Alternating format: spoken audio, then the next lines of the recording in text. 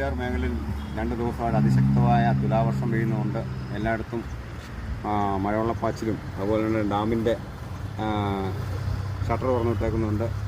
പെരിയാർ തീരത്തുള്ള ഇരുകരയിൽ താമസിക്കുന്നത് വളരെ ജാഗ്രത പാലിക്കണമെന്ന് നമ്മളെ അധികൃതർ അറിയിച്ചിട്ടുണ്ട്. അതുപോലെ തന്നെ ഗിരിക്കര, ചന്ദ്രവനം, മില്ലിൻ്റെ അവിടുത്തെ പാടങ്ങളെല്ലാം കര കവിഞ്ഞ് വീഴുകയാണ്. അവിടെയുള്ള യാത്രക്കാരും ഒക്കെ നമ്മൾ ജാഗ്രത പാലിക്കണം. അതുപോലെ ആറ്റിക്കൂടെ തേങ്ങായും മറ്റുള്ള തടിയൊക്കെ വരുന്നവർ ആരും ഇറങ്ങാൻ, മീൻ പിടിക്കാനൊക്കെ ഇറങ്ങരുത്.